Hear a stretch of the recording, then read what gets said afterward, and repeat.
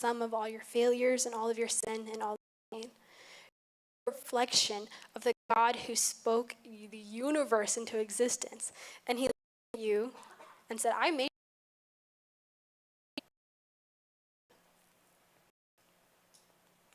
about help that I was refusing because I believed I got it. And the lies were so loud. We talked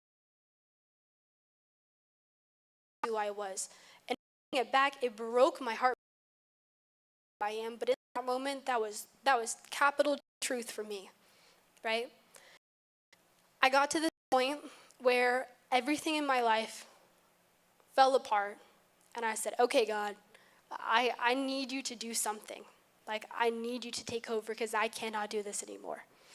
And I thought that it was going to be pretty. I thought it was going to be like, oh, I missed you. Come on, let's go do this. No, it was messy.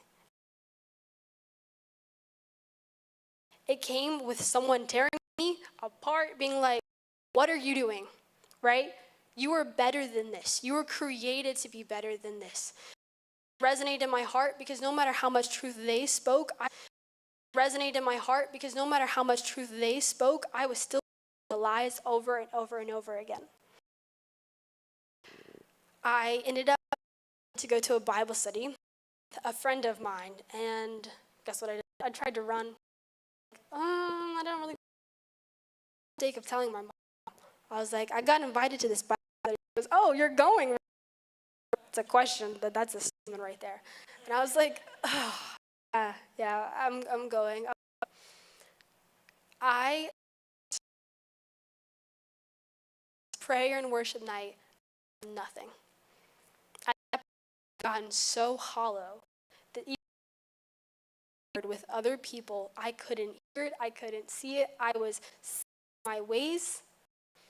And then at the end of the night, they were standing at the top row, and I've been sitting in my seat all the time, and for the first time in the Lord go, hey, I heard in a really long time. I said, I want you to go talk to her. I want you to go get some prayer. I want to sit right here. I'm comfortable in this seat. I was running like I'd gotten really good at it for a very long time. So this thing, and I was like, yeah, it was great. She's like, well, we have a Bible study on Thursday. You should come.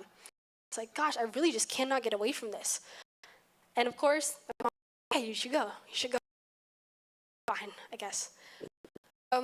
Drive a long way, pulled up into this house, and the woman who I felt the Lord telling me to get prayer from, it ended up being her house. This is what I mean. Run away from the Lord. He will find you, right? You have not run too far. He will position it to be right there where it was. So I sit down, I'm getting a little comfortable watching everybody, and then she says, okay, we're going to pass around this card, write down something that you've been holding on to, and then you're going to give it to the Lord. And if you're not ready to, don't write it down, but you need to let go of this. That was me having to take my sandals off. That was me having to be like, okay, well, if I'm standing on holy ground, I can't keep what I came here with. So I wrote it down on this card, and I put it in there. Like, man, this is weird. Like, I don't know what to do. I do not even 30 minutes later, I was on my face weeping.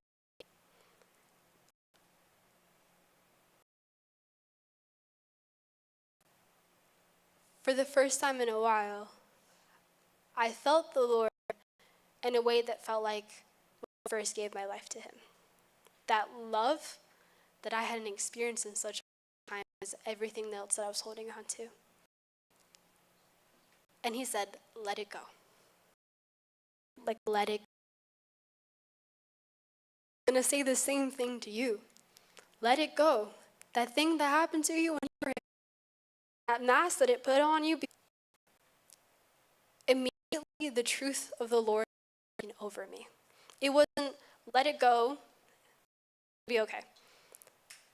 You can't have an empty space.